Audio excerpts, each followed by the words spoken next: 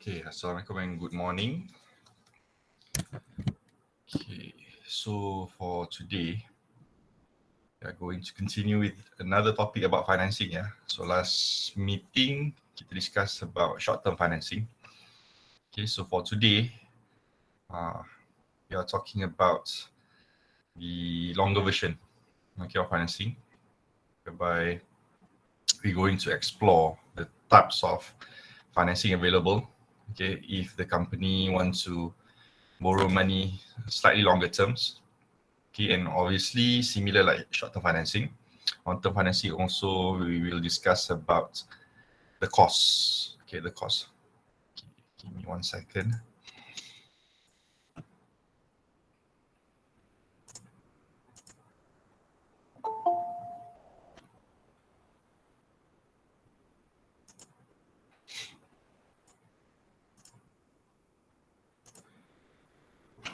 Right. The one that important actually again is the cost itself. Okay, this part. This part 9.4. If you remember last week, or not last week, last seminar, okay, when we discussed about the cost for short-term financing, we use terms the EIR. This is for short-term financing. We use the terms effective interest rates. Okay, but for long-term financing, we are looking from the cost. So therefore, all of the options that we have, we're going to calculate what we call the cost. We use the symbol K. Okay, for all types of financing. Okay, let's go one by one. Yeah. So as for long-term financing, usually we use long-term financing to manage the capital. Okay, if the company requires larger portion of financing, usually associated with the requirement of capital. Okay, without capital, obviously the company can operate properly. Okay, 1 second.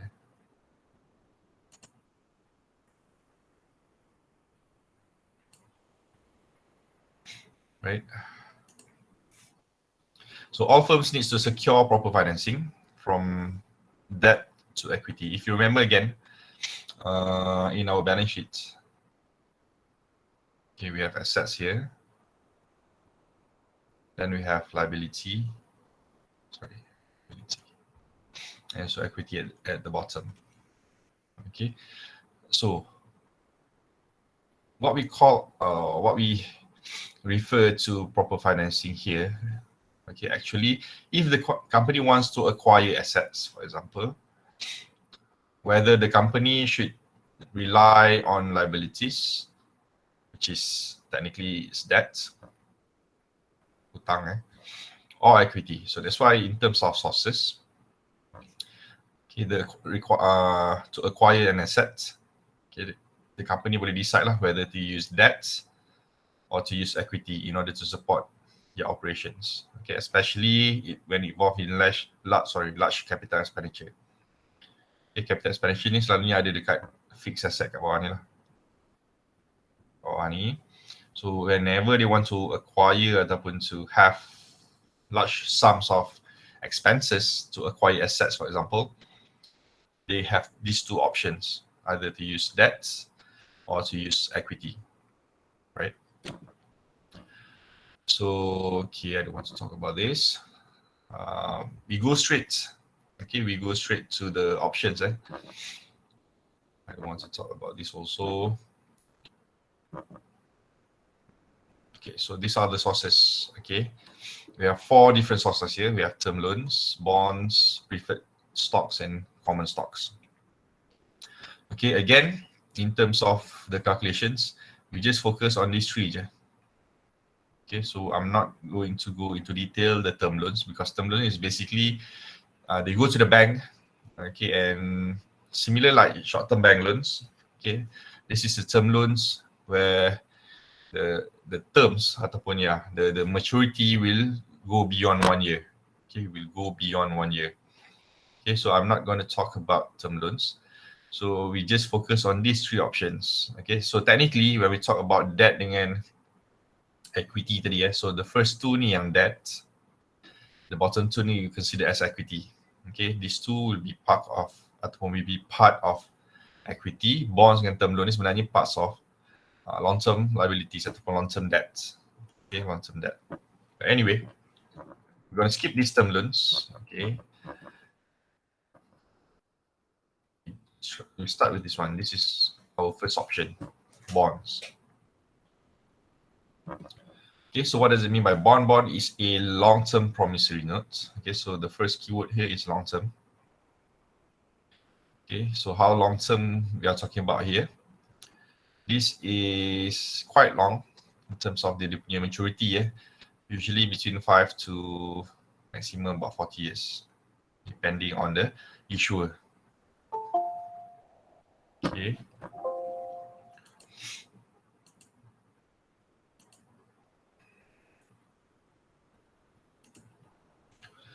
So for this bond activity, there are actually two important parties.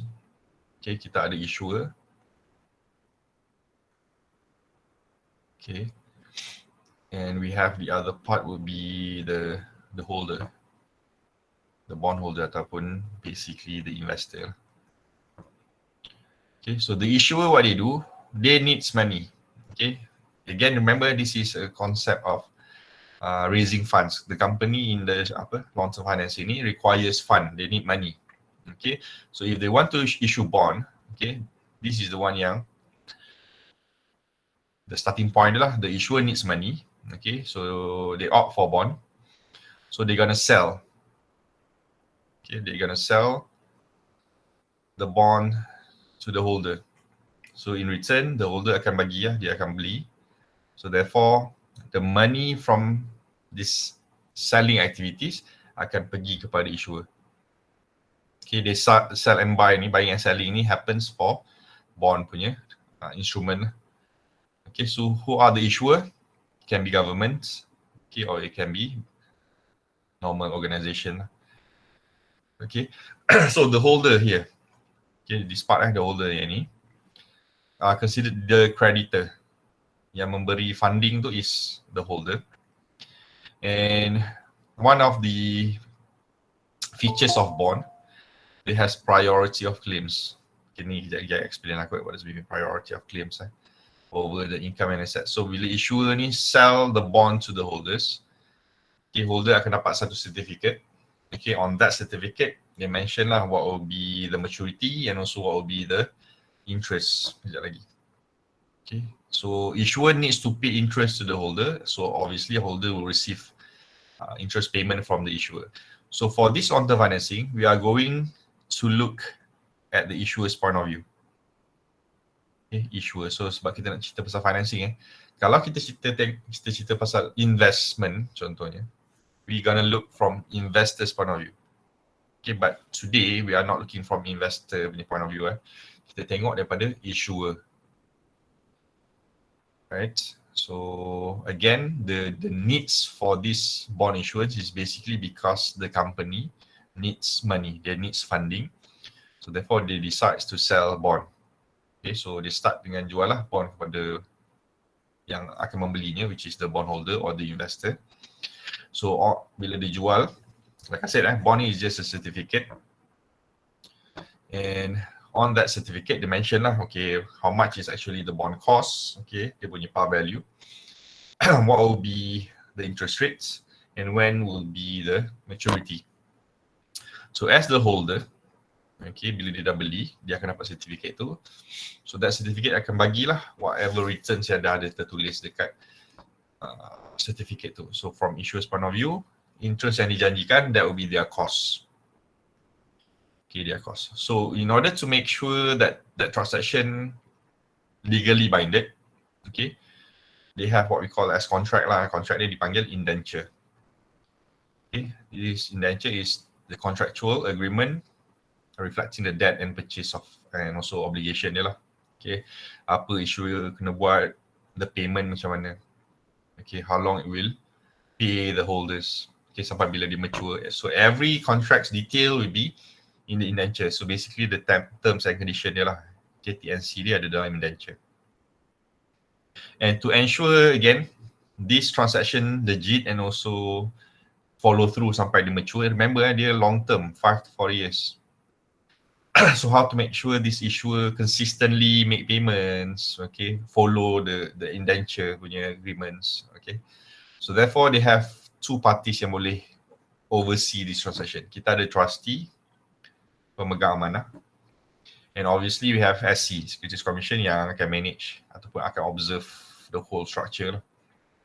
Okay, so Securities Commission basically the governor of this capital market activities. Tapi yang exact party yang akan always monitor this transaction is the trustee, the pemegang amanah. So all assets, okay, from this transaction akan dipegang oleh trustee. Okay, so trustee ni will ensure that the terms and conditions are carried out properly. So that holder ni tak adalah rasa tertindas dengan transaction ni. Okay, ada pihak yang akan take action lah kalau lah issuer ni manipulate ataupun try to take some, you know, something yang tak betul lah. So trustee ni akan monitor. So here's some important characteristics that you need to know about bond. Okay, the features. So we're gonna assume, okay, the par value will be 1,000 ringgit for one certificate. So meaning for every piece of certificate, value dia is 1,000 ringgit. One piece. So meaning if the company wants to raise 2 million ringgit, katakanlah company nak 2 million ringgit as a funding. So since one piece 1,000 ringgit, so therefore they kena jual 2,000 pieces. Okay, ataupun 2,000 bonds to the investor. Okay, 2,000 times 1,000 equivalent to 2 million. So kalau dia nak raise 5 million ringgit, so dia kena jual 5,000 bonds contohnya. Okay, so remember the par value is 1,000 ringgit each, right? Next, as I said tadi, the returns to investor will be the cost to the issuer. Okay, so it refers to the coupon rates ataupun the interest rates. So untuk bond, the interest rate is called coupon rates, right? So it will be expressed in percentage. Okay, 4%, 5% coupon. Okay, and that coupon rate, like I said lah, from issuer point of view, that will be their cost, but dia kena bayar kepada investor. So as investor receive it, that will be their return. Okay, so satu karakteristik of coupon ni selalunya akan apa? The rates tu akan fix. It is a fixed coupon rate. Dia tak berubah. Okay, and this coupon interest rate, as I said, as a cost to the issuer, dia akan bayar the interest tu, the percentage ni based on the par value. Okay, remember the par value is 1,000 kan? So kalau dia 5% coupon, so 5% akan didarabkan dengan 1,000 ringgit. So 5% times 1,000 is 50 ringgit. Okay, 50 ringgit. So that 50 ringgit is the coupon rate. Okay, and dia akan dibayar setiap tahun, every year, annually, either once a year, or it can be semi-annually ataupun twice a year. Okay, remember I repeat, coupon interest rate ni satu karakteristik dia akan elemen dia tetap, tak berubah, fix, and it will be expressed in percentage. So therefore, in order to get it in ringgit, we need to multiply with the par value. Okay, remember par value bukan market price, because price of the bond can fluctuate. However, the par value will remain the same from the beginning sampailah dia mature. Okay, this 1,000 ringgit will remain constant. So that's why the coupon rate ni akan, ataupun the coupon payment tu will be fixed throughout. Okay, sebab kita akan based on the par value. Sebab par value ni tidak berubah. So if it's 5%, so from the beginning sampailah the end of the contract, it will be fixed. Percentage multiply dengan par value. Okay, that 5% will be fixed. Dia tak akan berubah. Dia bukan macam any other investment yang sekejap tinggi, sekejap rendah. But for this bond investment, okay, ataupun bond issuance activity, the rate of coupon is fixed. So that's why as an investor, okay, if they want to diversify, okay, they need to invest in bond as well. Sebab bond ni akan bagi diorang fixed return. Okay, somehow bila kita cerita pasal fixed return, it is consider one of the safest investment lah. Okay, walaupun depends on company ataupun bond issuer dia. Anyway, that's number 2, the coupon interest rate. Next, okay, one of the elements ataupun measurement, okay, to see again either cost ataupun returns is the yield to maturity, or in short YTM. So YTM is the rate to the bondholder, okay, to the bondholder, that they will earn it, okay, the rate yang bondholders akan receive if they bought the bond from the day they bought the bond sampailah dia mature. Okay, what will be their returns? Okay, again, when we talk about returns, bila holder jadi returns, issuer akan jadi cost. Okay, so YTM ni boleh diguna pakai for both parties. For investor, dia boleh calculate YTM to calculate their potential returns, okay, sampai dia mature. Kalau for the issuer, will be the cost for them. What will be their cost? Okay, so one of the measurement yang kita akan guna kejap lagi is YTM. Okay, here's some other information lah, the call provision. Okay, bond ni, remember dia punya maturity ni kat bawah sekali ni, 5 to 40 years. So meaning as an investor, you akan terima interest selama tempoh ni lah, depending, katakanlah 5 tahun the company issue bond for 5 years. So as an investor, you're gonna receive interest for 5 years. And for issuer, you have to pay interest for 5 years. Okay, but one of the characteristics for bond is the call provision. Okay, what does it mean by call provision? It gives the issuer, okay, rights to call in. Call in maknanya dia nak, in other words, they want to early settle the bond before maturity. Okay, imagine again tadi contohnya 5 years So the issuer issue bond for 5 years. So sepatutnya dia akan last sampai 5 years lah. Tetapi when they have call provision in the indenture, dalam kontrak tulis the rights to call, katakanlah tahun ketiga, the issuer can call. Okay, so meaning the issuer don't have to wait until the 5th year. Tak perlu tunggu sampai tahun ke-5. So tahun ketiga je dia boleh settle balik lah the bond before maturity. Okay, so call provision ni ada dalam kontrak.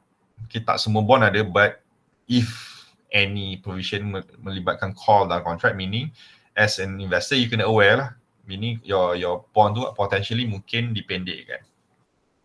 So why they have this call provision is basically to allow the issuer rights untuk early settle, macam cakap tadi lah. Bila kita cerita pasal early settlement, basically they want to save the cost. Maknanya dia tak perlu bayar interest sampai tahun ke-5, dia just bayar sampai tahun ke-3 je. Okay, so they can save their interest payment kat situ. Okay, but when we talk about call provision, walaupun dia ada hak untuk call in before maturity, the issuer needs to pay extra. Dia kena bayar call premium. Okay, dia kena bayar some sort of compensation to the investor. So investor akan dapat some rewards lah ataupun compensation sebab issuer call. Okay, so itu elemen yang ada lah, call premium Cuma untuk kita from issue point of view, kita tak tengok kat sini lah untuk hari ni. And every bonds issuance in the country dalam Malaysia needs to be rated. Okay, needs to be rated by rating agencies. So rating agency ada macam-macam. Kalau Malaysian own kita ada 2, kita ada RAM, Rating Agency of Malaysia, and also MARC, Malaysian Rating Corporation Berhad. Okay, so these two are Malaysians. So kalaulah issuer tak nak guna Malaysia punya rating agencies, they can opt for international rating agencies. So kat sini kita ada Standard & Poor's contohnya. So kita ada 3 sebenarnya. 3, kita panggil Big 3, Big 3 of rating agencies. Kita ada S&P tadi, Standard & Poor's. Kita ada Moody's. Dan kita ada Fitch Ratings. Okay, so 3 ni adalah international body which are considered as rating agencies lah. So as an issuer, dia kena pergi dekat any of these rating agencies, and these rating agencies akan check dia punya track records, dia punya financial stability and so on. And bila bond tu dijual kepada investor, bond ni akan di-rate. Okay, what kind of rating? So the easiest one yang boleh sebab setiap satu rating agencies ni ada sistem yang lain. Okay, tapi I give you simple example lah. This one from RAM kalau tak salah. For RAM, the rating yang the best rating will be AAA. Okay, this is considered the best rating. So maknanya kalau sebagai investor, when you see bond tu di-ratekan sebagai AAA, we know this bond is very secure. Very secure, meaning issuer dia tak akan default. Bukan takkan lah, maknanya chances untuk default tu very, very, very slim. Berapa kali very. Okay, so maknanya sebagai investor, kalau you invest dekat AAA, maksudnya selamat lah. Yang paling selamat sekali AAA. Then go down to AA, then A, then BBB contohnya. Dan dia akan go down lagi lah sampai last kali D. Alright, so apa kegunaan rating ni? Okay, it's actually give reference to the investors. So as an investor, you boleh pilih lah ataupun boleh check, okay, the bond tu di-rated sebagai AAA ke ataupun BBB contohnya. So if you have two options, ada bond A, AAA, satu lagi BBB. Okay, you nak invest bond yang mana? So kalau you risk sensitive, you akan invest in AAA lah sebab ni selamat. BBB ni ada chances untuk default sikit lah. Okay, so tetapi when the issuer ni pergi dekat bond kan, and to be rated here, the rating ni akan play important role juga dengan the coupon, the interest rate tadi. Because the higher your rating, selalunya the rate of interest tu jadi lagi rendah. Sebab apa? As issuer, you don't have to give higher interest rate to the investor. The investor still akan bayar ataupun beli your bond. Because your ratings tu bukan terlalu tinggi, maknanya the rating is high, so you don't have to influence ataupun you have to attract investor. Investor will buy your bond.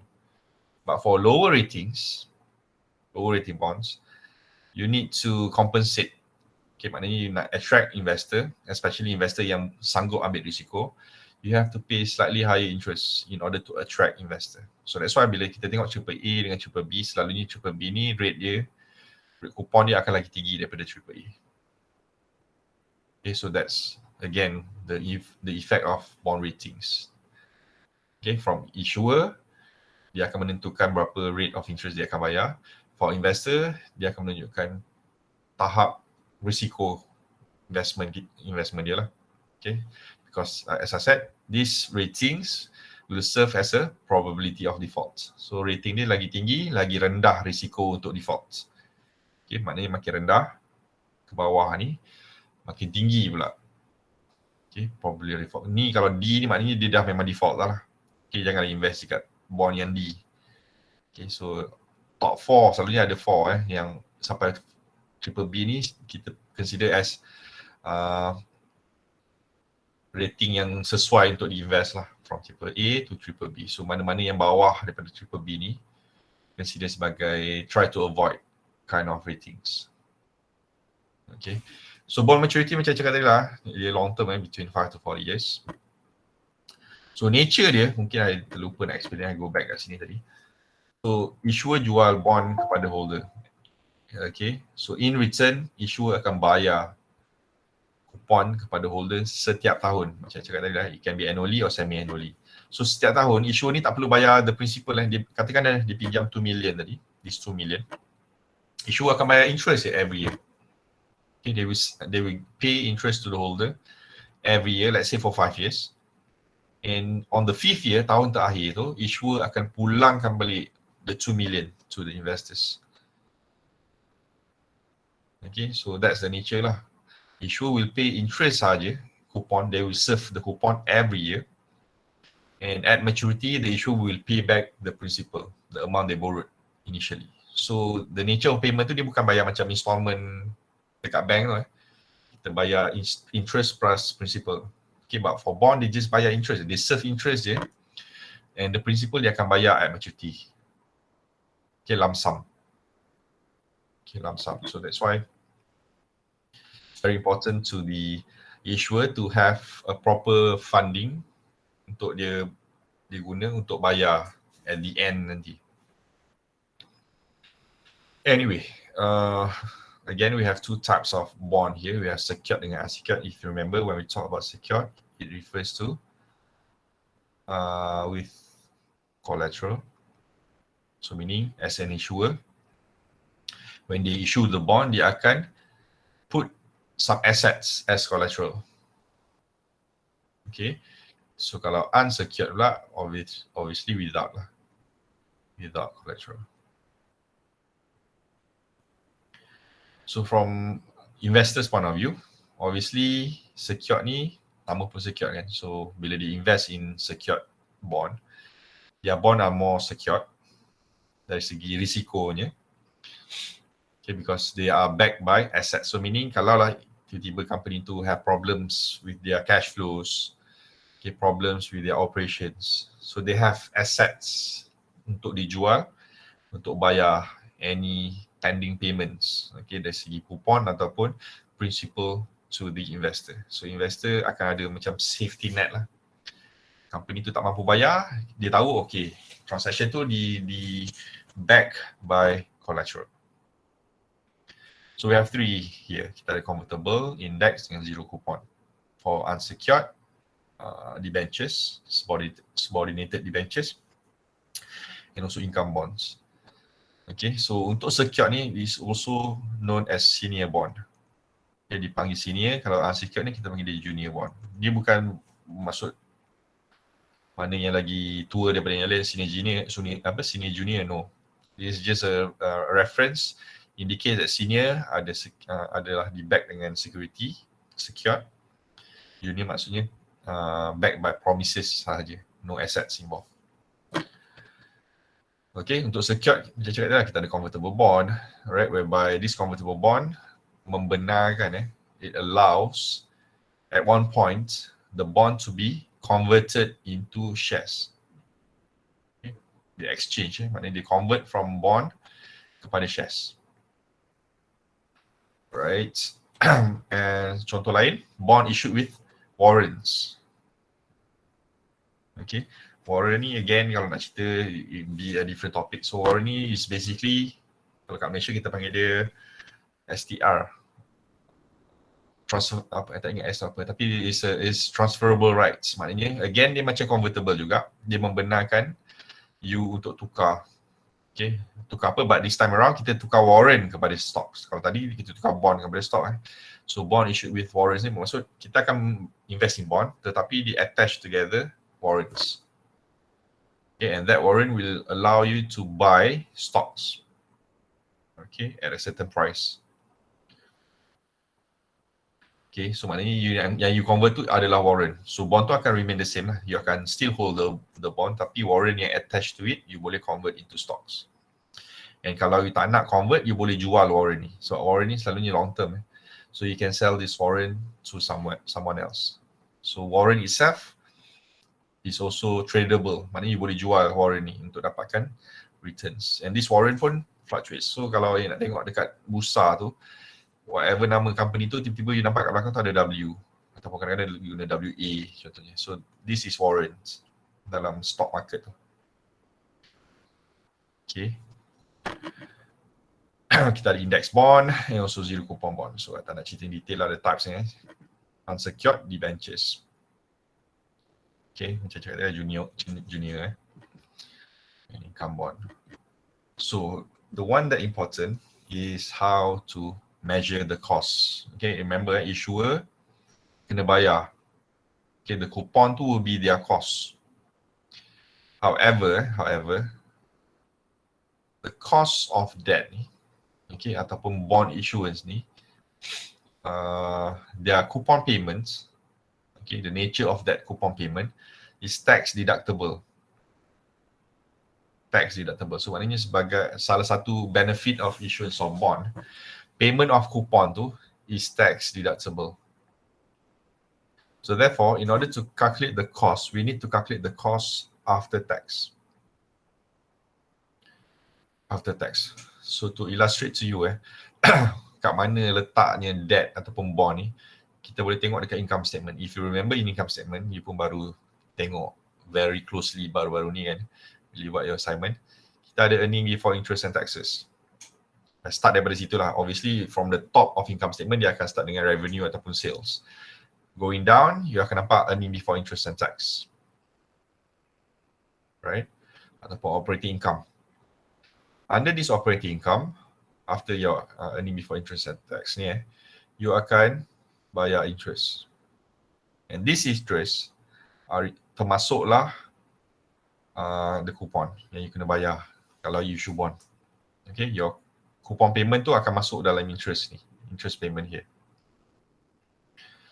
So that's why some of the companies yang buat mungkin tak ada interest because they don't issue bond contohnya, ataupun dia tak ada pinjaman langsung lah. Okay, but if they have bond, obviously they have to pay interest.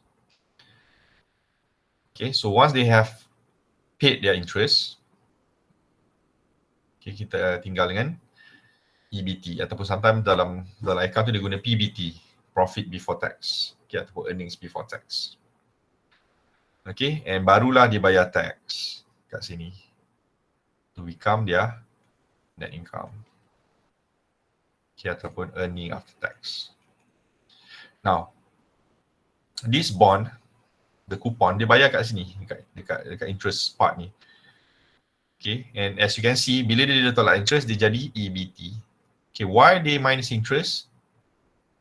Because interest is tax deductible. Kalau dia taxable, tax ni akan kira based on EBIT. Okay, tetapi interest ni tak deductible, that's why dia tolak interest dulu to become EBT, and this EBT will be their chargeable income yang dia kena bayar tax. Okay, sama macam kalau kita cerita pasal own personal tax lah. Kita ada kita punya income, and then kita tolak all the reliefs, dan kita dapat chargeable income. And that chargeable income yang akan jadi taxable. Okay, so dalam case ni taxable is EBT, bukan EBIT sebab interest ni is not taxable. So that's why dia tolak interest dulu. Lepas dah tolak interest, the income before tax tu je yang akan dikira sebagai taxable income. Okay, so that's why untuk cost of debt, bila kita nak calculate cost, kita kena exclude the tax. Okay, tetapi hanya applicable for bond saja. Because kalau ikutkan selepas net income ni, next you akan bayar dividend. Okay, dividend pula ada dua lah, kepada preferred stockholder, kepada common stockholders. Okay, these two are the other two options yang kejap lagi kita akan discuss. Right, so only bond ataupun debt ni lah yang taxable in terms of the coupon. Tetapi dividend payment kejap lagi is not that tax deductible. Right? Anyway, so considerations in calculating the actual cost of financing using bond, we need to consider the net proceeds. Net proceed refers to the issuance price tolak dengan cost of issuing. Okay, remember, we gonna sell the bond to the investor. Tetapi siapa yang manage everything of this transaction? Selalunya dia melibatkan broker. Okay, broker ataupun sebenarnya banker jugalah. Okay, the company can go to any investment bank in the country. Okay, and this investment bank can help they to raise fund using bond contohnya. Okay, and bila dia issue bond ni, dia kena bayar lah kepada investment bank ni as a form of cost. Okay, dia bayar kepada investment banker. Right, so selalunya kita boleh calculate per unit basis. Kat sini maksudnya issuing price dia akan tolak dengan cost of issuing in order to get the net proceed. So net proceed ni dia akan diguna pakai kejap lagi net proceed ni in order to calculate the actual cost. And we're gonna calculate the cost after tax. This will be our final step. So kejap lagi untuk calculate cost of bond, you're gonna see two steps. Step number one, we're going to calculate the cost in the form of, remember tadi I said kita akan gunakan YTM as a measurement. Okay, tetapi dengan twist of using net proceeds. And after that, second step, kita akan calculate based on after tax. Okay, so actually we have two methods untuk calculate the cost of debt, KD tadi.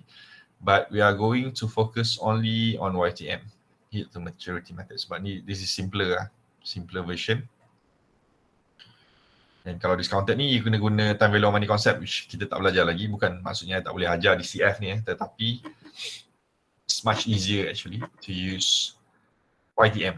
Okay, so I skip yang DCF ni, discounted method ni, sebab ni is calculation of bond punya value. This is actually measurement of valuation of bond.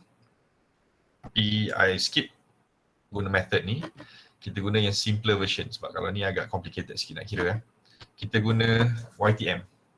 Okay, YTM yield to maturity using YTM approach. So you akan guna pakai konsep ni. So this is a question contohnya. Assume that JGB Sports plans to issue 1 million ringgit. So this is a principle. Okay, dia nak issues 1 million ringgit with the face value of 1,000. Kalau dia tak mention face value 1,000 pun, you kena ingat always 1,000 ringgit. Okay, and the coupon is 12%. Okay, so this is the coupon C. And how long? For 10 years. Okay, so this will be our N. Okay, maturity dia dalam masa 10 tahun. And the selling price is 950. This is our market price ataupun selling price. Okay, 950. Remember, the 1,000 ni is the par value, so this 1,000 will remain. However, this market price, okay, walaupun dia boleh jual pada harga 950 masa dia launch, tapi dia akan boleh naik atau turun sepanjang 10 tahun ni. Throughout these 10 years, the price will go up and down depending on the demand and supply. Right? And the issuance cost is 5%. Okay, this is the cost that they have to pay to the investment bank, to the broker.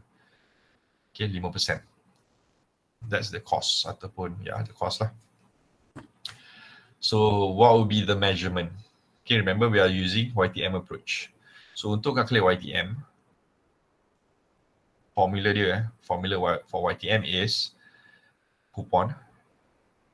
Okay, formula dia kat belakang, saya tulis kat sini dulu. The formula is coupon plus, okay, in bracket, par value minus, okay, so remember one of the, sorry, I go back here. One of the consideration, kita kena guna net proceeds. So what does the net proceed? Issuing price tolak cost. So yang ni kita akan gunakan. Okay. Net proceed. So sebenarnya PV tolak net proceed. So net proceed apa tadi? Market price tolak flotation cost. So remember, MP minus FC is net proceed. Okay, so this is net proceed. Maknanya PV, par value minus net proceeds. Divide by N. N apa? N is maturity. Okay, so that's one part. Try to move this part. And we're going to divide everything. Okay, kita bahagi semua ni dengan par value plus market price plus flotation cost. Bahagi dua. Okay, so this part yang denominator bawah ni is basically the same thing. So kalau you dah ada value kat atas ni, kita recycle je information tu. So PV always 1,000. So kita plus balik dengan net proceed bahagi dua. So this is basically the average of par value dengan net proceed. So kita bagi dulu lah, sebenarnya bawah ni adalah average. So technically, okay, you just need you need to know the coupon rates. You need to know the market price and flotation cost and also N. Itu je, 1, 2, 3, 4 items je. Sebab yang lain tu item yang sama. So PV ni is always 1,000. Always 1,000. Okay, so this is the formula. And this would be our first step. Okay, calculate the YTM. And if you remember tadi, secondly, Bear with me 1 second. Kita kena cari the after tax cost. So kita akan gunakan formula ni untuk cari the after tax. So selepas kita dah ada YTM, secondly kita boleh cari KD, cost of debt. Okay, so the cost of debt, since kita guna YTM, so it's gonna be YTM darab 1 minus tax. Okay, I substitute YTM ni lah as part of your KD before tax. Tadi formula dia is KD darab 1 minus T. Since we are using YTM approach, so it's actually, I gunakanlah YTM times 1 minus T in order to find the cost of debt, after tax cost of debt. Okay, so these are the 2 steps yang kita akan guna untuk calculate this question ataupun any bond question. So first calculate the YTM, second calculate the cost of debt. Now going back to this, soalan kata calculate the followings. First cari net proceed. So remember net proceed ni apa? MP tolak flotation cost. So market price is 950 and the cost is 5%. So basically the net proceed would be 950 minus 5%. So 5% of what? Okay, so kalau dia tak mention macam ni, kita akan assume the issuing cost is 5% of the par value. 5% of par value. So 5% of 1,000.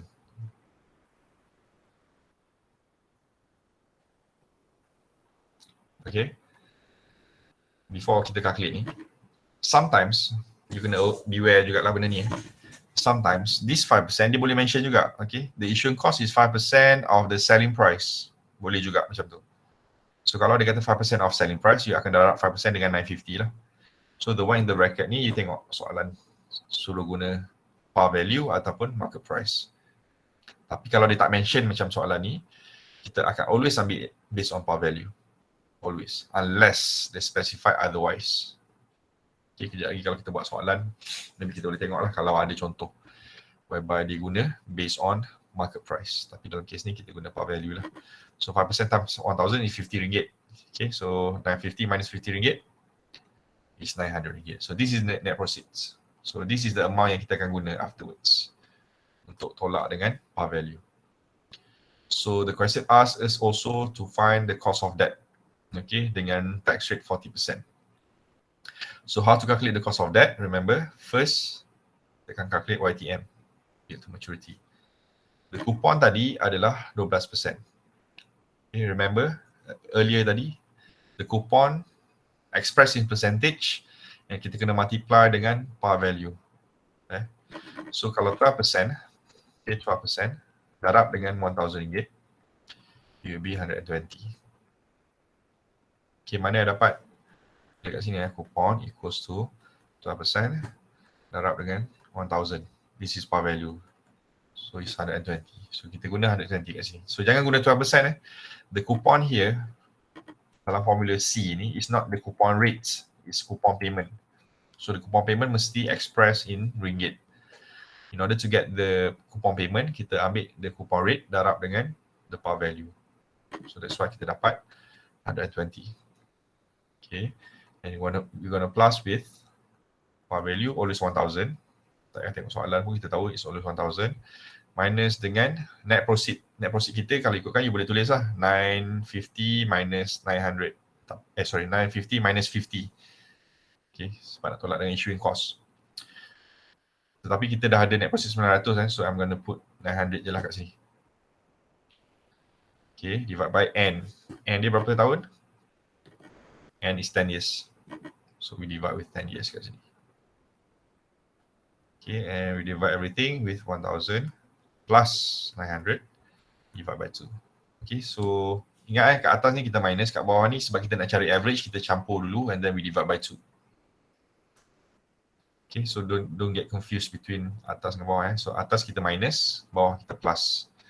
And don't forget ada plus sign juga kat sini. So if we take our calculator,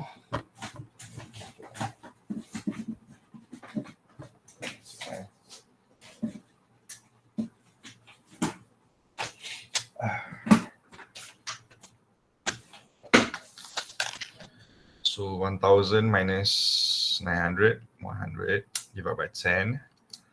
plus 120, dan kita divide dengan 1900 divided by 2. So kita dapat around 13.68%. Okay, so this is the YTM for the issuer. Okay, untuk investor tak cerita kat sini ya. Kita guna YTM juga tapi ada slightly altered version lah formula dia. Tapi kita takkan cerita kat sini lah. Okay, untuk you guys, just focus on this formula. And next, number 2, to find the cost of debt. Okay, so kita dapat kita punya YTM 13.68%. And we're going to multiply with 1 minus T. And our tax rate is 40%. So 1 minus 40%.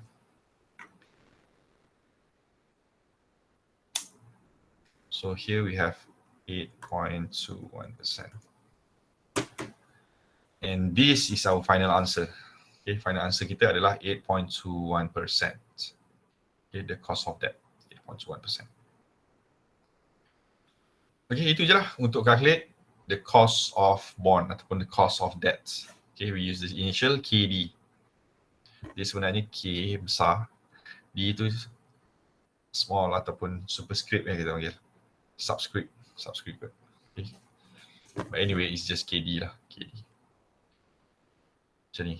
Okay.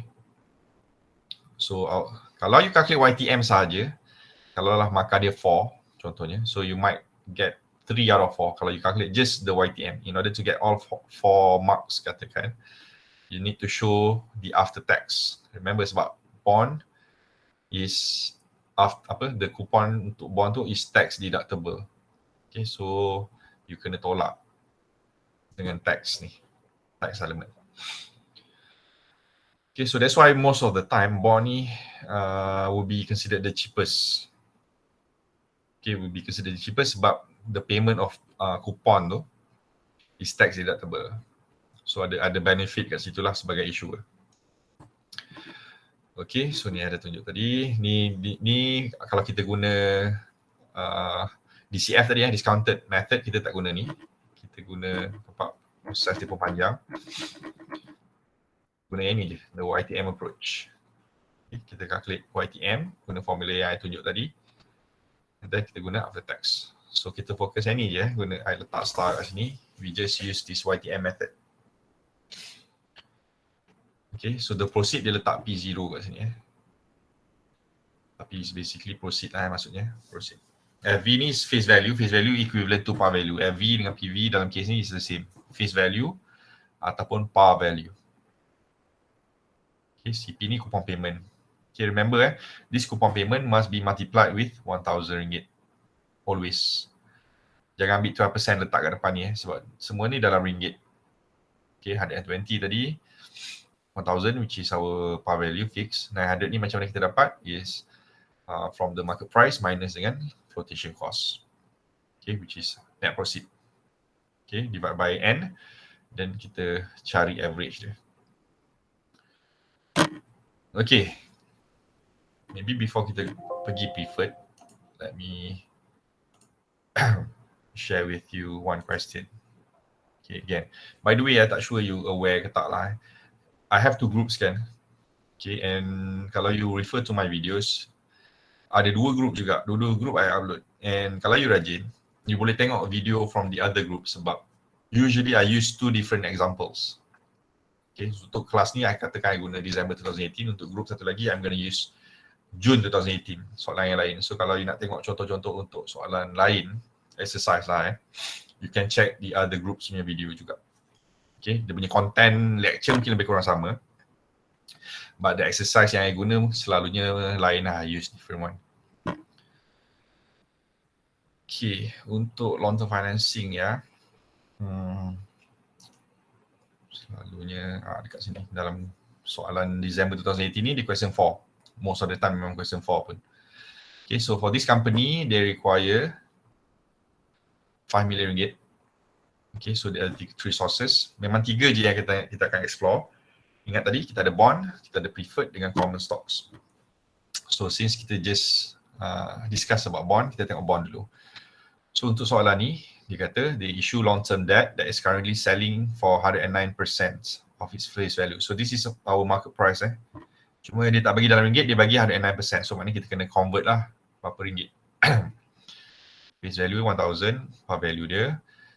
Matures in 12 years. So this is our N. And coupon dia 7.5%. This is our C. Tax rate dia 35%. So this is our T.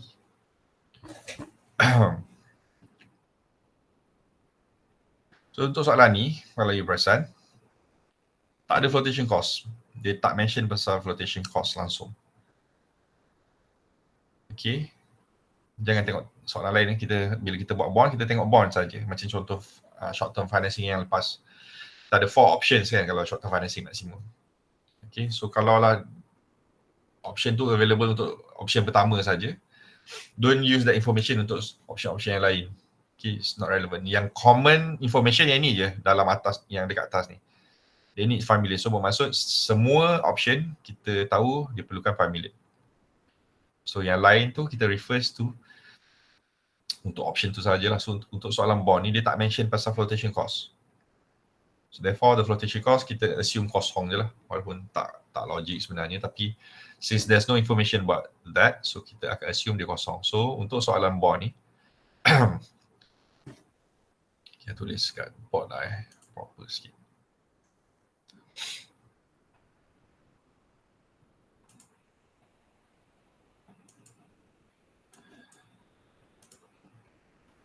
Okay, so December 2018 price 10.4. So first is I calculate bond dulu, right? So first step kena cari yield to maturity YTM. So the coupon is 7.5%. So 7.5% times 1,000 is 75 ringgit. Okay, plus 1,000 minus. Okay, this is where we need to know the market price. Okay, 109%. So bermaksud dia 9% extra. So 9% ataupun you ambil je 109% tu, which is 1.09, darab 1000. So it will be 1090. Okay, 1090 So macam mana dapat 1090 ni? 109% darab terus dengan 1000. Okay, so ni maybe I pun lupa nak beritahu tadi. Untuk market price, remember I said the price can fluctuate, goes up and down. Okay, and masa dia jual pun, the price can be higher or lower than par value. So there are 2 scenarios here. Sama ada, ni price bond price. Dia boleh jadi premium. Dia boleh dijual pada discount. So kalau lah soalan tak bagi 109% tapi dia mention issue long-term debt that is currently selling for premium of 9%. Dia boleh guna perkataan premium 9%. So technically dia sama dengan ni lah, 109% ataupun it's 9% above the 1,000 ringgit. So premium bermaksud higher higher than par value kalau premium. So kalau discount lower than par value. So kalau lah dikata issue long-term debt that is currently selling for a discount of 9%. Okay, kalau diguna discount 9% maksudnya kita akan tolak lah 9%. Macam kalau kita beli barang dia discount 10%, 8%, whatever, we minus with the par value. Okay, so you kena beware pasal terms ni. Kadang-kadang diguna premium or discount. Untuk soalan ni dia bagi 109%. Kadang-kadang dia boleh guna for 90% of its face value. So it actually refers to discounts. So kalau above 100% is premium, kalau below is discounts. Okay, so dalam case ni premium so 1090. So letak kat sini. Since tak ada flotation cost, kita tak payah tolak lah, sepatutnya kita tolak flotation cost kat sini. Okay, so since tak ada, kita biar je 1090 and we need to divide with N. So the N is 12. Okay, there's a possibility of negative kat sini So kalau negatif biar je. Okay, jangan terbalikkan, biar je negatif. And then we divide with 1000 plus 1090 divide by 2. Okay, so this is how your YTM looks like. So always calculate dalam bracket dulu So 1000 minus 1090. So you ada negative 90 divide by 12 plus 75. Okay. Divide by 90 by 2. So here the cost is 6.46%. Okay, 6.46%. Okay.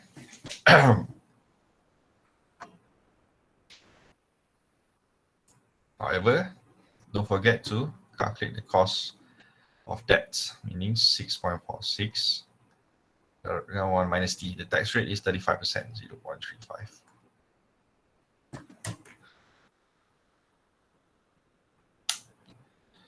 So it's about 4.2%.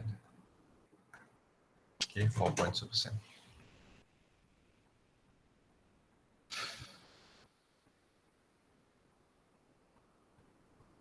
Okay, so that's how we calculate the bond ataupun the cost of debt. Ada soalan tak? Okay, remember I recap balik the element dalam YTM ni. So this is the coupon payment, the par value which is always 1000. This is actually the proceeds. Okay, market price minus flotation cost kalau ada.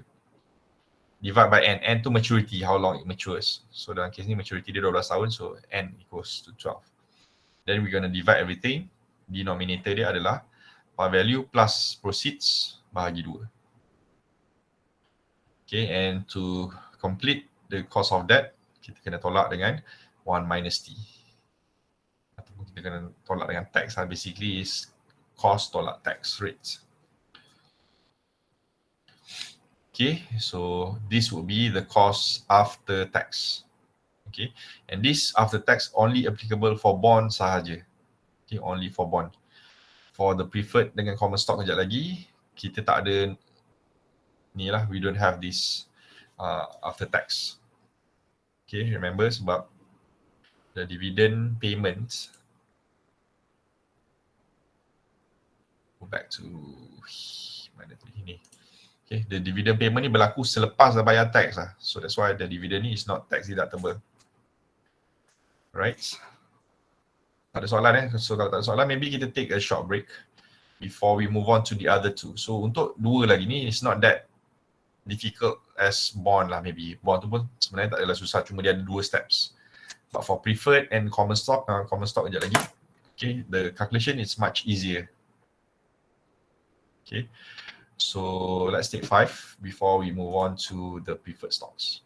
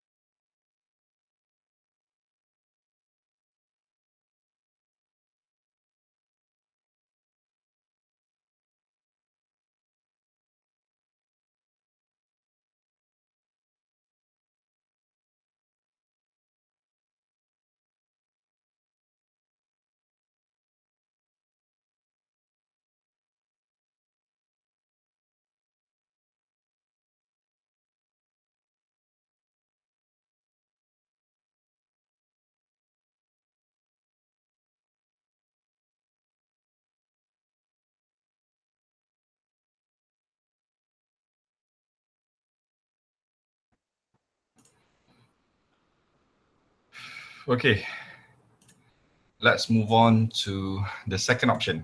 Okay, so first tadi kita ada bond. Okay, remember bond tu is an option from debts, okay, from hutang. So now we move on to equity. So we have two options. We have preferred. Number 2, kejap lagi. Number 3, we have common stocks. But we're going to look at preferred first. So preferred, okay, this is another types of instrument that can be used in order to raise fund, in order to fulfill the long-term requirements of a company. If they need funding, they can issue preferred stocks. And this preferred stocks is also known as hybrid security. Hybrid, why they call hybrid? Because they share some similarities with bonds and also common stock. So maknanya ada element of bond dia share sama dengan bond, and ada sama dengan common stocks. Okay, and in terms of treatment over preferential, maksudnya kat sini priority of claims, kita panggil priority dari segi treatment priority daripada 3 parties ni tadi. Kita ada bond, boleh balik bond number 1, kita ada preferred number 2, kita ada common stocks. Okay, so dia punya sequence of preferential ni memang bond akan terima pertama, kedua preferred, ketiga common stocks. So in order to explain this, sebenarnya you boleh tengok kat sini je pun. Sorry, give me 1 second. Tengok kat sini pun, dari segi preferentialnya, kupon akan terima pertama kat sini. Interest ni dia akan terima awal from the earning before interest and tax. Before dia bayar tax, dia dah dapat dah dia punya payment kat sini. Okay. So what happened to preferred dengan common stock? Dia terima way down selepas dia tolak tax, kalau ada net income. Again, remember kalau company tu loss tahun tu, ada kemungkinan dia tak bayar dividend. If there's no income ataupun there's no profit for the year, okay, there's a possibility that the company will not pay dividend. So that's why dari segi risikonya, dividend, especially for preferred dan common stocks, they are much higher risk as compared to the bond kat atas ni. So sebagai investor, obviously, you akan terima your coupon early, so your risk is lower. Okay, your payment will receive earlier. But for preferred dan common stock, dia akan terima selepas the company declare net profit. And between the two, preferred stock is still above common stock. So preferred stock ni akan terima yang kedua kat sini. Okay, we down after the income, so maknanya kat sini dia akan terima the payment first before the common stock holders. So common stock holders akan terima terakhir. So that's why in terms of preferential, in terms of the priority, always remember bond first, second and preferred, third would be the common stock holders. And to differentiate between preferred and common stock lagi, remember this dividend as in general, akan dibayar jika company tu make profits. Kalau macam bond tadi, kupon ni dia akan dibayar tak kira you profit ataupun loss. You still have to pay every year without fail. So kupon ni is a mandatory payment. But for dividend, this is optional lah, ataupun it's not mandatory. So meaning if the company make profits, dia akan bayar, tapi kalau dia rugi, dia ada potensi untuk tak bayar. They have option untuk tak bayar. But for preferred stockholders, again, dia still ada priority ahead of common stock, sebab kalau lah tahun ni tak bayar, katakanlah this year the company loss, so they don't pay dividend. Okay, bond tadi dia memang bayar lah. Okay, tapi next year, katakan next year, company tu profit. So dia nak declare dividend, especially to common stockholders. So company ni kena bayar dulu preferred stockholders ni. Kalau dia ada hutang tahun lepas, dia kena bayar preferred stockholders ni punya hutang tahun lepas dulu before dia bayar kepada common stockholders. So that's why between the two, again, preferred still ada priority ahead of common stock, sebab payment dia akan terima sebelum common stockholders. Okay.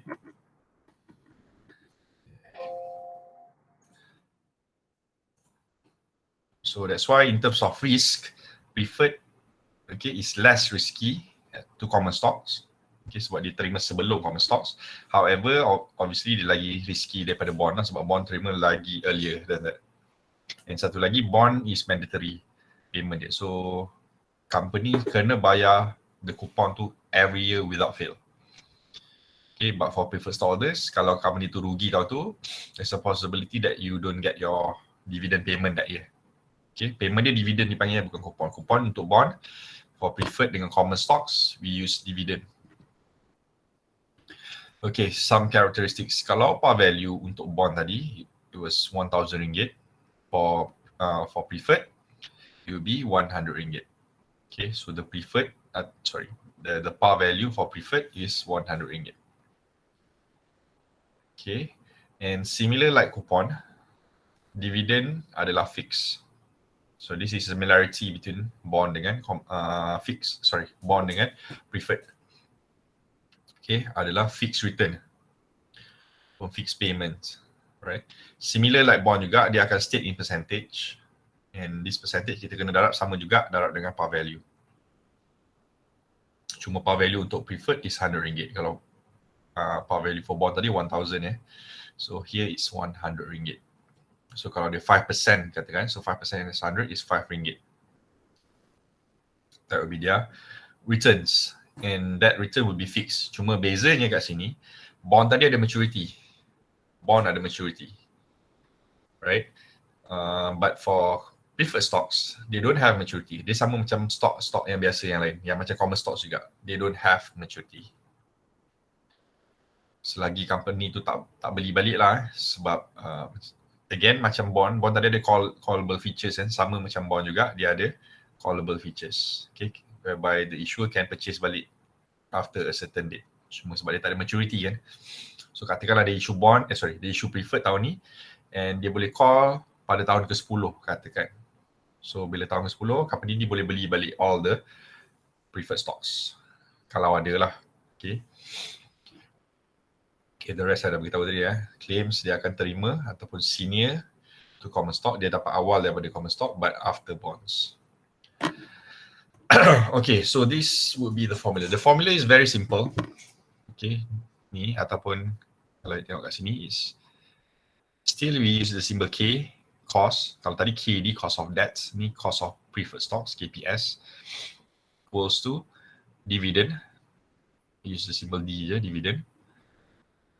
Proceeds, ataupun dalam case ni bukan proceed lah, this price minus flotation cost. So this, technically the one in the bracket ni adalah proceeds. Sama macam our proceed tadi lah, kita ambil market price, tolak flotation cost ataupun issuing cost. So sama, this which is market price, tolak flotation cost.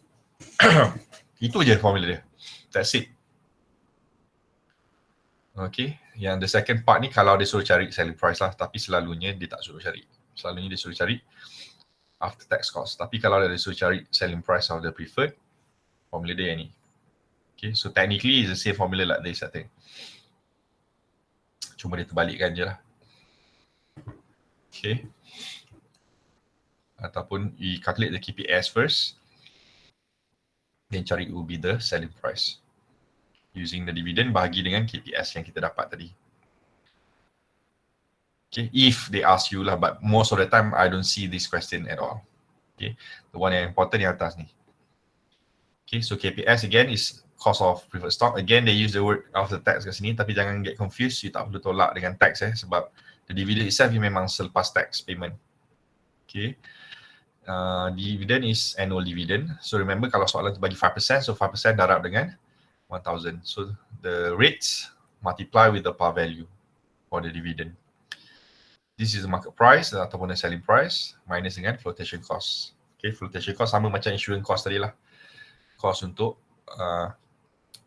issue these preferred stocks. Okay, sometimes they use, these are the terms lah. Kadang-kadang dia guna flotation cost, issuing cost, kadang-kadang dia guna brokerage fees, BF. So all of these are referring to the same thing. Cost yang perlu dibayar kepada broker ataupun kepada investment banker. Right? So contoh soalan lain lah. PTA Tour plans to issue RM1 million. Okay, with a RM100 par value.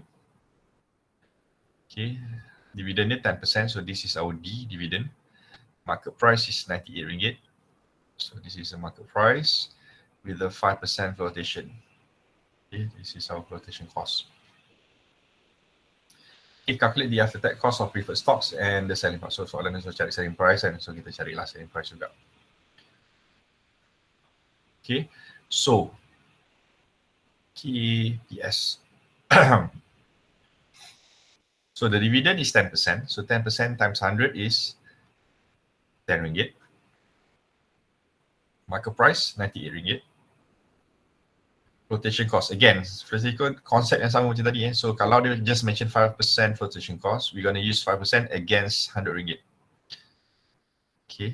Tetapi kalau dia mention 5% of flotation cost from market price ataupun from selling price, kita akan ambil 5% ni darab dengan market price. Okay. So rule, dia punya rule, tengok soalan. Okay, dia tak always darab dengan par. Kalau dia tak mention macam ni, kita guna par. Tapi kalau dia mention from par ataupun from preferred, we're gonna, from par ataupun from selling price, kita akan gunakan information tu. So dalam case ni 5% of par value, so kita akan assume RM5 lah. Itu je. Then divide by 93. So it's 10.75%. Okay, 10.75%. So soalan suruh cari selling price juga. So dividend RM10 darab dengan 10.75%.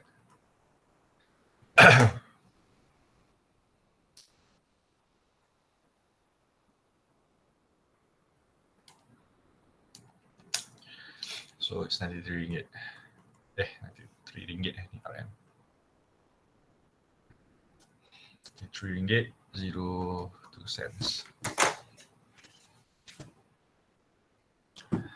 Okay. Something like this. Okay. Like I said, ni kalau dia suruh cari kalau dia tak suruh cari, tak perlu kira. But most of the time, they will not ask you to calculate this. They just focus on cost. Sebab kita nak compare cost tadi. Kita ada KD, now we have KPS. So KPS is actually the simplest one out of three. Yang paling senang nak kira is cost of preferred stocks. Because we have three information saja. We have the dividend, market price ataupun selling price, minus the flotation cost. So remember, we don't use this. Kita tak guna ni dalam formula kita. We just use this par value in order to determine the dividend je. So maknanya the percentage darab dengan par value, that's it. Jangan guna par value yang dekat bawah ni. Okay, we don't use par value dekat bawah ni. Unless the selling price RM100 jugalah. Tapi selalunya selling price will be different. Selalunya. Okay. Let's look at the question yang tadi. This one So preferred dia adalah option yang ketiga. So the firm can issue RM100. Okay, again this is our par value with a 11% dividend. So this is our dividend. The stock is selling in the market for RM97. So this is market price. And contoh dia macam ni lah, flotation cost dia equal 5% of market. So 5% ni based on market so jangan darab dengan RM100 sebab soalan kata 5% of the market. So therefore 5% of 97. So flotation cost dia is 5% darab dengan 97.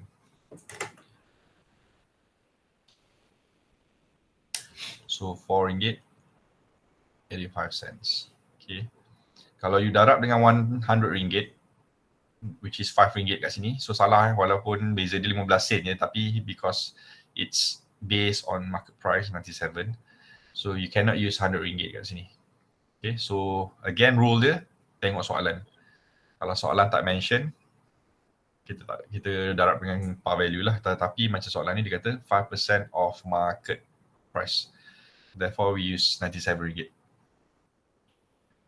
Alright, so once we have this information, so now we have preferred stocks kat sini. So to find the KPS, so the dividend tadi adalah 11%, so 11 times 100 is RM11.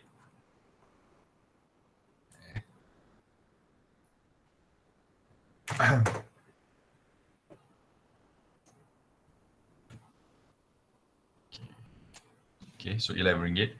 The market price is RM97. And the flotation cost kita dah calculate tadi, RM4.85. Itu je 3 information that we need. Okay, 11 divided by 97 minus 4.85.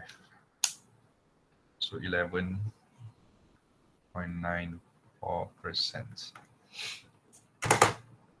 Itu je. Okay, 10 marks ni untuk semua lah, untuk all for each source of financing. So selalunya preferred stock ni, since it's the simplest kan, so therefore markah dia selalunya paling sikit lah. I think around 3 kot ni. 3, yang ni put, yang selalunya bond ni yang paling tinggi markah dia sebab steps dia longer. So this maybe around 4. 433 ataupun 523. Mungkin juga 5 kat sini. 2 preferred and common stock sekejap lagi 3. Okay. Common stock tu pun tak adalah susah sangat nak calculate, tapi slightly longer than this. Slightly longer. Ada tambah satu lagi information je. Okay, so this is preferred stocks. I recap, there are 3 things that you need to know. First is the dividend. Okay, dividend ni macam mana nak dapat? The dividend rate darab dengan par value.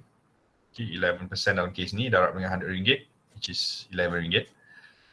Divide by the market price. So soalan ni dia bagi direct Again, beware of the terms premium or discount. Kat sini pun dia boleh guna the terms premium or discount. So remember, premium tu lagi tinggi, discount tu lagi rendah. So kalau dia kata the stock is selling in the market for 5% premium, maknanya 5% lagi tinggi daripada RM100. Ataupun the stock is selling in the market for 3% discount contohnya. So 3% discount tolaklah 3% of 100, RM3, which is this one lah. Ni contoh 3% discount, which is RM97. Okay, so satu lagi option dia bagi direct macam ni. Kalau bagi direct lagi senang lah, you just ambil 97 letak kat sini. Okay, remember don't use par value It always market price minus flotation cost. And again, flotation cost kena beware, the rate ni is based on par value or market price. Dalam case ni is based on market price. So therefore we multiply with the market price lah. Okay, don't multiply with the par value. And then solve the equation. We get the cost of preferred stocks of 11.94%. Okay, so so that's number 2, option number 2.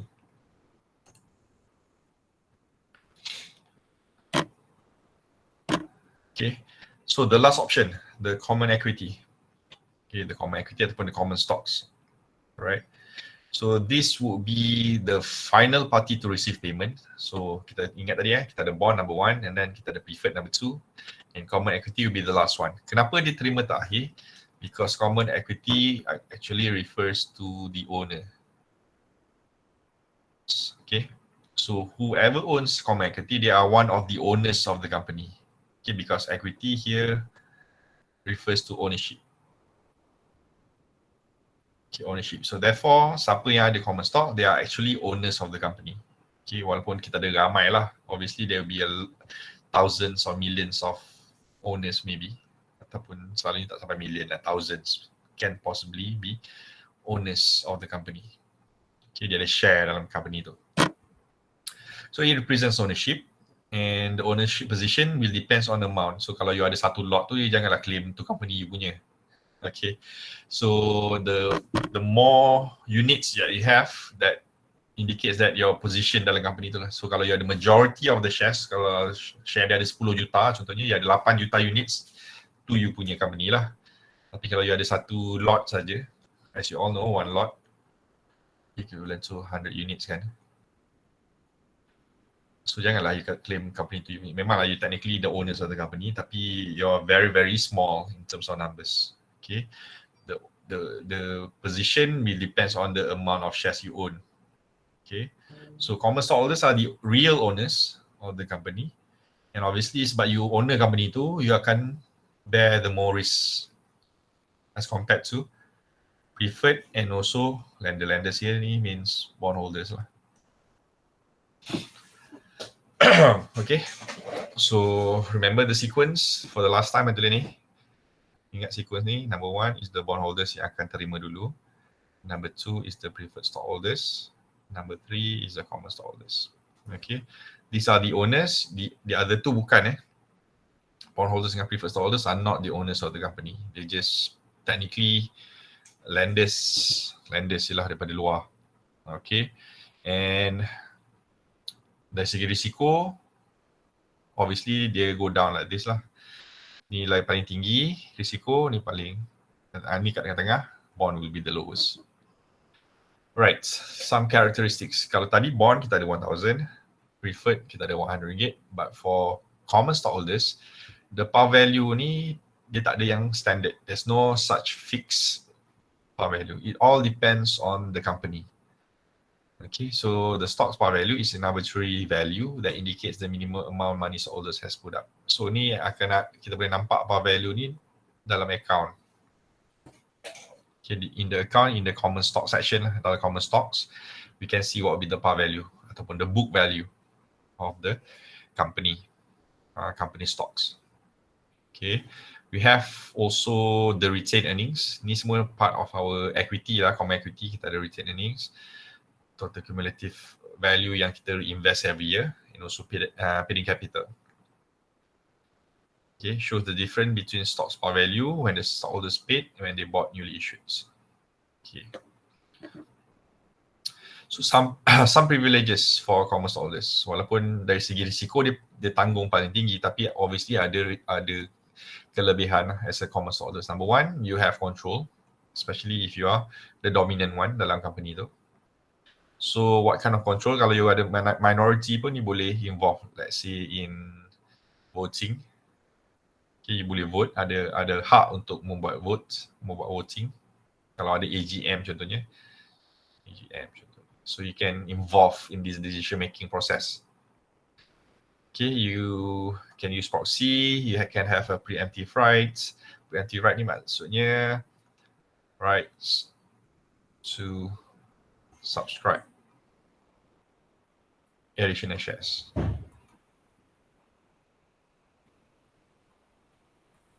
Okay, maknanya kalau company tu nak issue new shares, okay, dia akan go to you first as existing shareholders. So this is the rights, preemptive rights.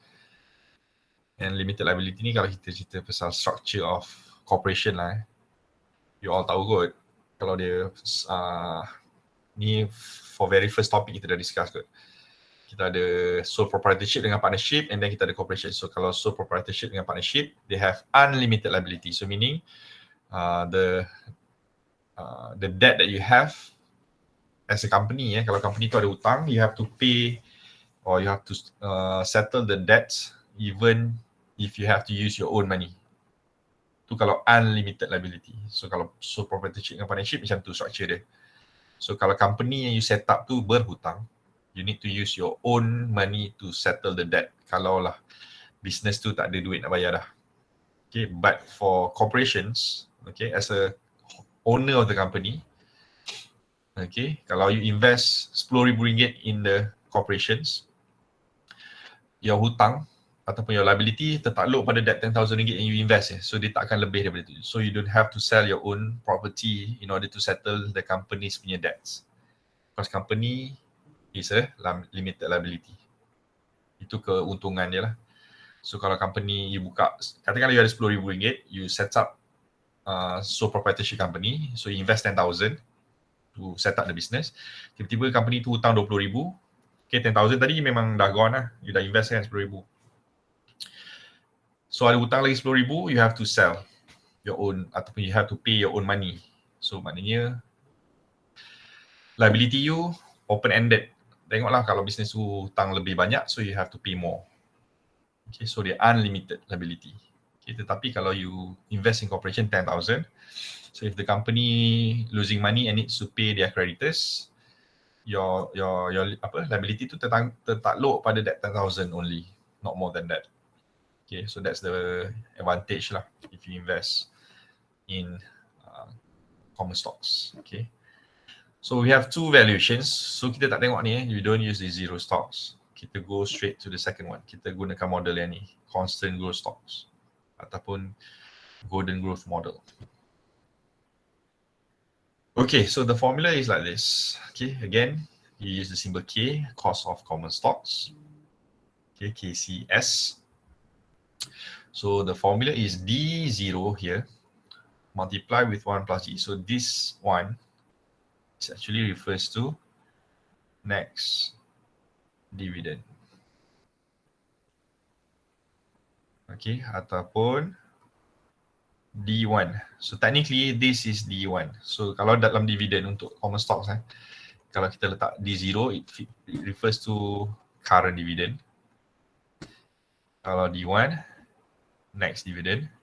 Kalau D2, D3 ni semua di tahun kedua, dividen tahun kedua, dividen tahun ketiga. Contohnya lah. So untuk constant growth ni, okay, unlike preferred kalau you ingat tadi, dividen dia fix. Dividen dia fix. Tetapi untuk common stocks, dividen dia selalunya tak fix. Okay, and based on this golden growth model, kita akan assume the dividend akan meningkat setiap tahun. Okay, it will grow. This is the assumption lah, the dividend will grow. So meaning kalau lah dividen terbaru adalah RM1 katakan, okay, current dividend is RM1, and based on this model, we're gonna have what we call as growth rate. Dia akan ada G. G ni adalah growth rate. Okay. Katakanlah growth rate dia 10%. So maksudnya dekat sini, setiap tahun the dividend akan naik by 10%. If G is 10%, so dividend ni akan naik setiap tahun. Sorry, ni D1 Dia akan naik setiap tahun 1%. So bermaksud tahun depan dia akan naik RM1 darab dengan 10%, 1.1. So that's why formula dia is 1 plus G. 1 plus G is 1.1. So jadi RM1.10. So this one yang kita guna ni, this part, to find the D1. Okay, next dividend. Kalau nak cari dividend tahun kedua, it would be RM1.10. Again, times 1.1. 1.1 ni adalah 1 plus G. So tahun kedua dia akan naik kepada 121 and so on. Tapi yang D2, D3, D4 kita tak nak tahulah for time being. Okay, we just focus on D1. Okay, so D1, what is D1? Next dividend. So how to find the next dividend? This is the formula.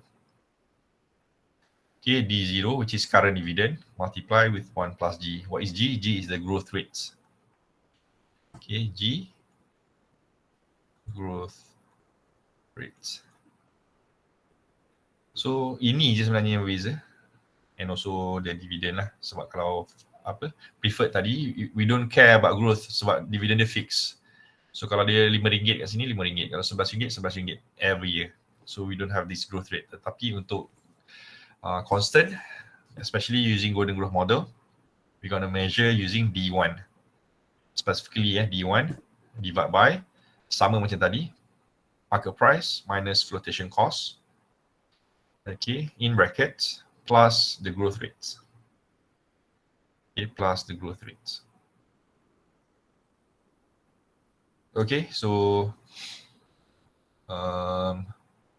this is how we do it lah, itu je. Cuma untuk soalan common stock ni, you have to be careful about this part, yang numerator ni. Sebab apa? Sebab soalan boleh bagi dividend in two ways. Either they give you current dividend, okay, dia boleh bagi you current dividend, or dia boleh bagi you sebenarnya the next year's dividend as well. So macam mana nak differentiate? Look at the question. Okay, look at the question.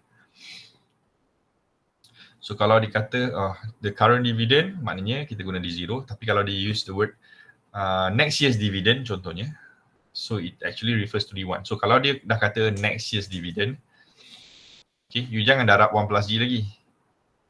Okay, you don't multiply with 1 plus G. Sebab kalau you ambil next year's dividend darab 1 plus G, is technically D2. D1 darab dengan 1 plus G. This is actually dividend tahun kedua already. So if it's given to you the next year's dividend, so you guna terus je lah kat sini, next year's dividend. Divide by market price tolak flotation cost. Okay, you don't have to multiply with 1 plus G anymore. Macam contoh soalan ni, I think dia salah kot ni. By the way, ni kita pun tak payah tengok ni cost of retaining. We're not gonna discuss about this. Kita tengok yang ni je. Right, the company is planning to issue a new common stock that incurs flotation cost of 5%. Okay, kat sini no issue. Flotation cost ni memang always kena garap dengan market price sebab kita tak ada par value. And this one, they use the word expects. Okay, remember D0 ni selalunya refers to recent, current ataupun already paid dividends. Kalau D1, this is next year's dividend. Kadang-kadang kita use the expected lah. Not paid yet. Okay, semua ni merefers kepada dividen yang belum dibayar. Ni dah dibayar, sudah dibayar. This is yang belum dibayar. So technically, if you see the question, they use the word expects to pay dividend of 20 cents. Okay, so soalan, I think answer dia salah untuk notes ni, nanti saya tukar. So this 20 cent, this is your D1. Okay, kalau dia guna ayat kat sini, and recently paid dividend is 20 cent contohnya. So that refers to D0 lah. So kalau D0, you kena darab dengan 1 plus D. But for this case, the 20 cents is already D1 because they use the terms expects with a 10% growth rate. So this is our G. Market price is RM5. So this is our market price.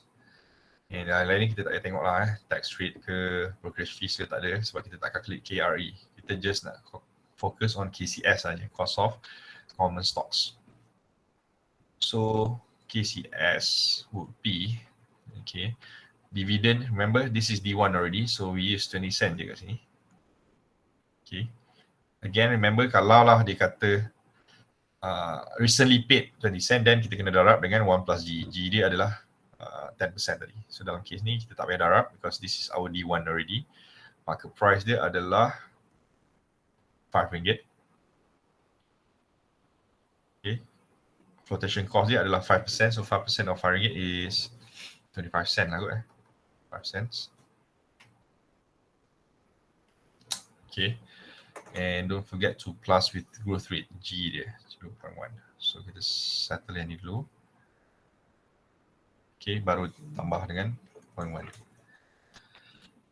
So 0.2 divided by 5 minus 0.25 plus 1. So we have 14.21%. Okay, 14.21%.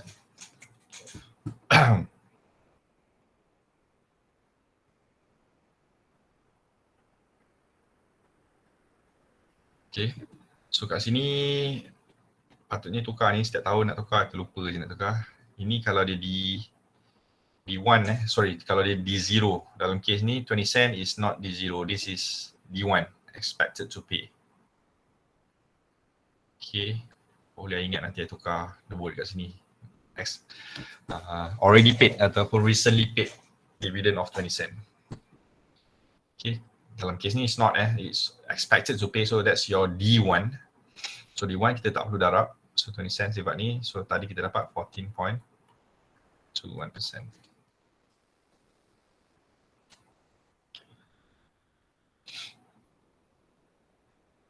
Alright. Okay, let's look at the question yang ni tadi.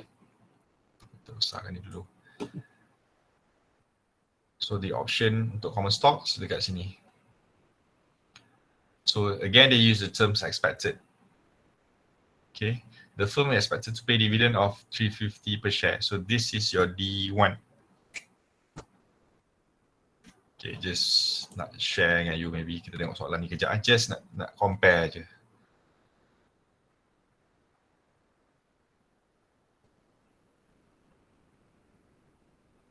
Okay, contoh ni soalan ni question number 4 juga. Common stock dia dekat option yang ketiga. They use the term ni. The dividend just paid 180. So this is your D0. Just paid. Dia dah bayar So 180 is your D0. Okay. So this is your D0. So bila nak calculate KCS sekejap lagi untuk soalan ni, So this 180, you kena darab dengan 1 plus G. G dia 5%. So you darab dengan 1.05. So kalau dia bagi just paid macam ni, so this is the one yang kena cari untuk cari D1. Okay, untuk cari D1, you kena darab dengan 1 plus G. But for this question, common stock ni this is expected. Dia belum bayar lagi, to pay, belum bayar lagi. So this is your D1. So you don't have to multiply with 1 plus G untuk soalan ni. Because this 350 is your D1 already. Okay, and then growth rate dia 7%. So this is your G. Okay, don't get confused dengan ada perkataan expected. This expected is the growth rate. Market price dia RM67. Okay, again soalan ni tak bagi flotation cost untuk common stocks juga. Dia tak ada flotation cost, only preferred je ada tadi. So for the common stocks, okay, the KCS would be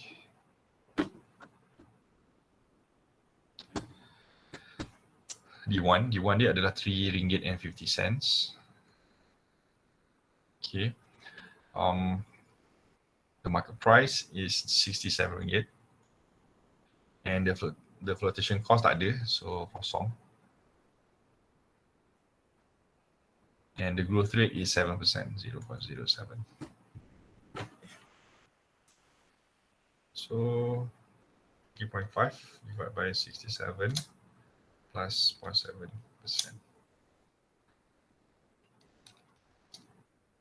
Okay, it's 12.22%.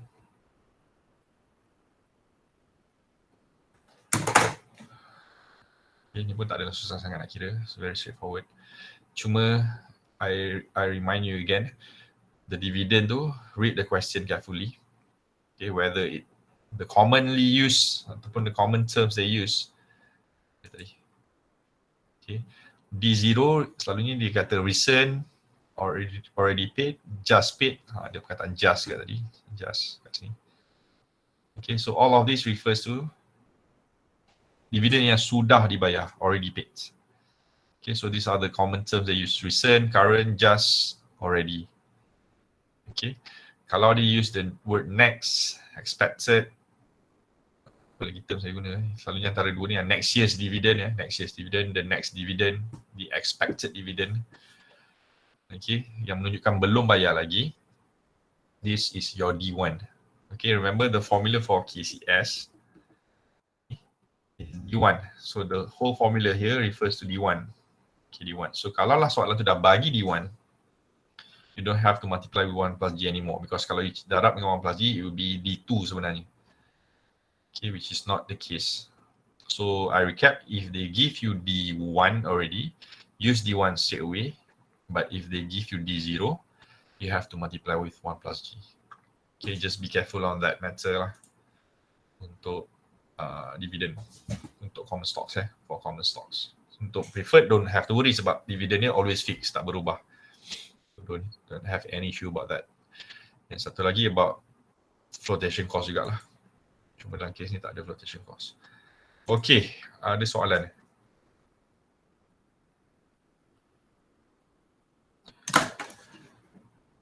I think that's about it kot. Let me check.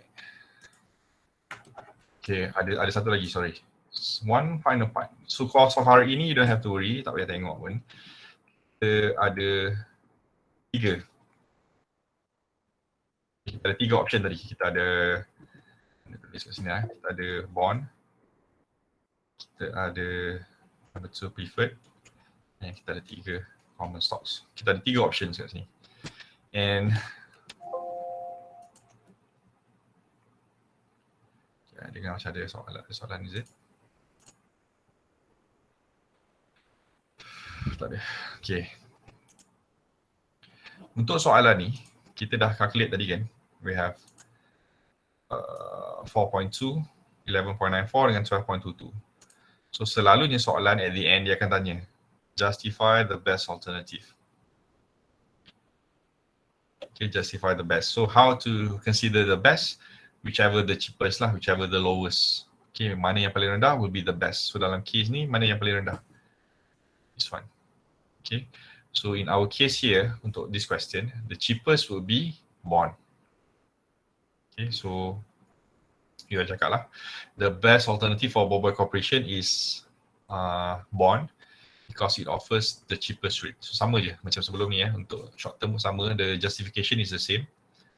We're going to choose whichever the lowest.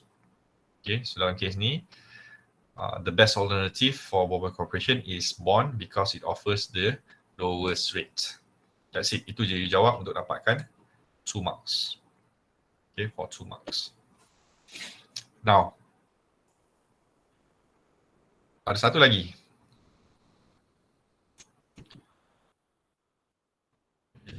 Weighted average cost of capital, WACC.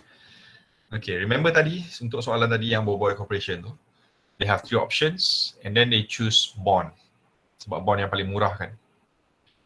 But, okay, some company, ataupun I think most of the companies, okay, they will try to maintain their composition, their capital structure. Remember tak tadi I draw macam ni?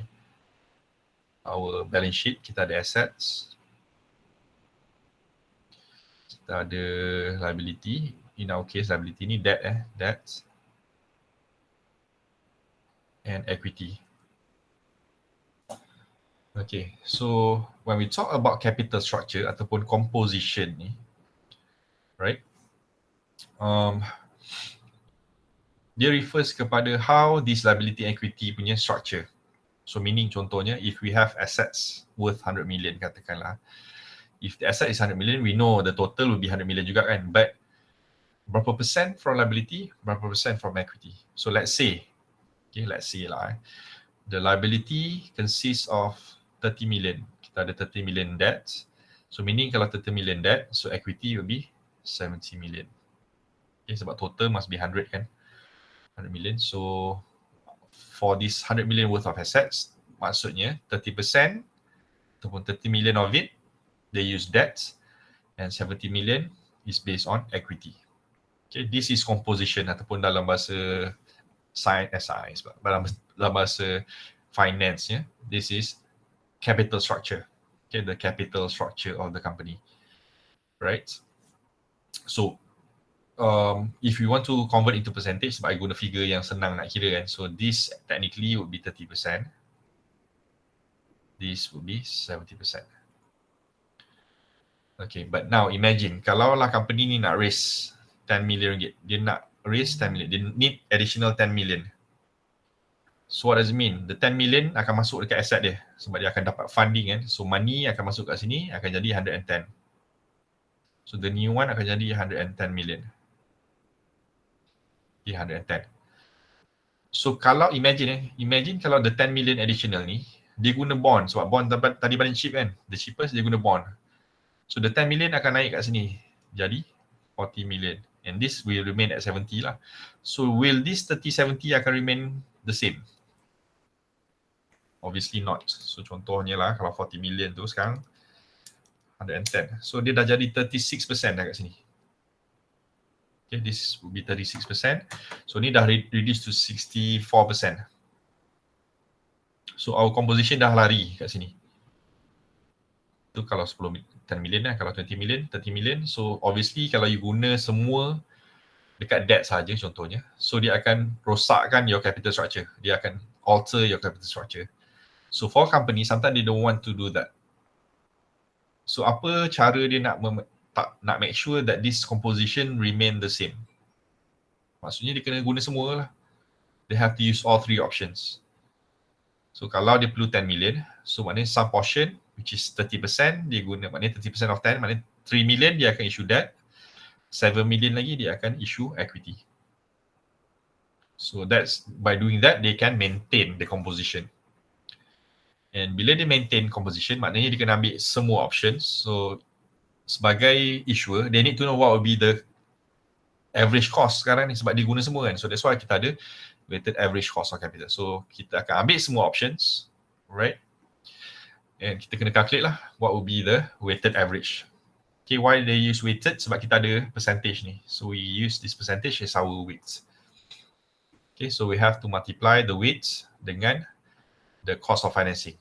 The cost of financing is the K tadi lah, KD, KPS dengan KCS.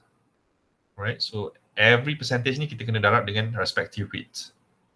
So therefore, the formula for WACC, dalam short ni kita panggil WACC ataupun WACC ataupun weighted average cost of capital, is the sum of hasil tambah the weight ataupun the percent of total capital structure multiply with the cost for each source of capital. Okay, so imagine like this example. The company agreed that its optimal capital structure is 30%. For debt, 30% preferred and 40% for common stocks ataupun equity. Calculate the firm's WACC.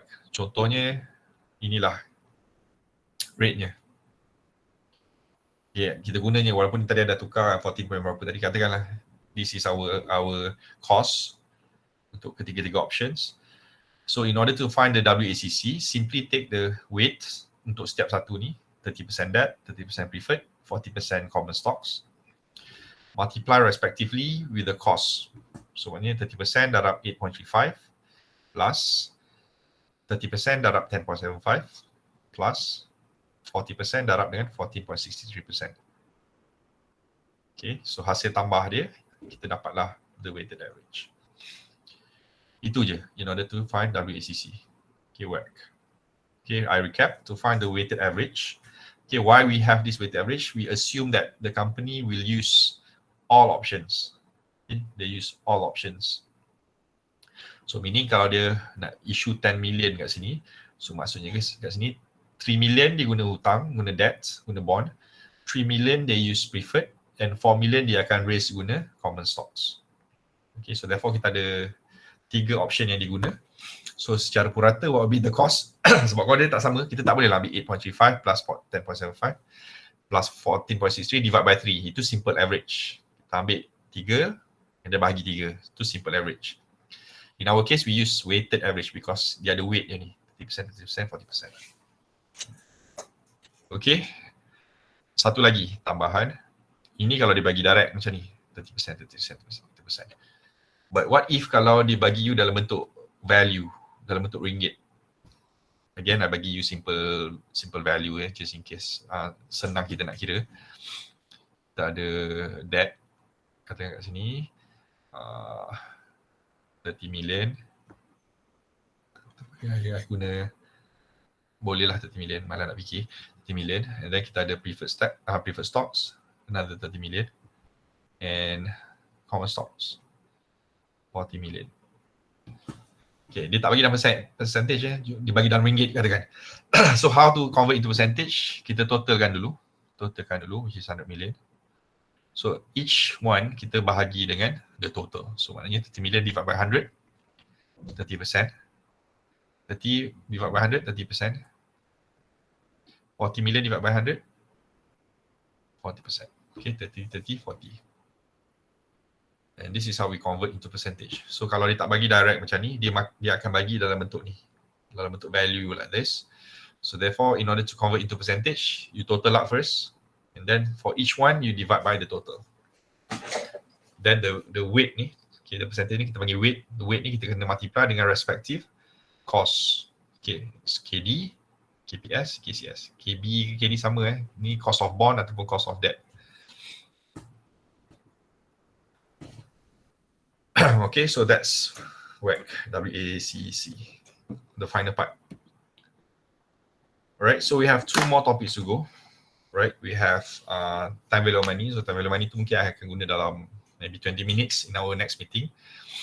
And then kita akan finalize dengan capital budgeting. Topik yang last sekali. Okay. Any questions? Ada nak tanya apa-apa? So reminder, siapa yang tak buat the online quiz, you ada sampai malam ni sampai 10 malam ni I set, memang sampai 10 tonight, this evening. So dia senang je, bolehlah senang. Teori, soalan teori, 20 soalan, 20 questions, you are given 30 minutes. So very ample time. Tapi once you dah start tu, memang timer dia jalan lah sebab kita guna sistem future tu kan. So hanya diberi masa 30 minit untuk siapkan 20 soalan. So cukup je nak buat. Sebab dia multiple choice, you boleh pilih je. Soalan setiap orang mungkin berbeza. Sebab dia random. So itu je lah reminder for today. So satu lagi nanti kita kena discuss jugalah untuk kita punya second test. Kita tinggal satu lagi je, assessment, which is our second test. So second test akan cover topik yang tak pernah di-cover dalam any assignment ataupun any test. Our first test tu. First test masa tu kalau tak salah kita cover satu topik je, topik 4. Okay. Our assignment cover 5, 6, 7 Sekejap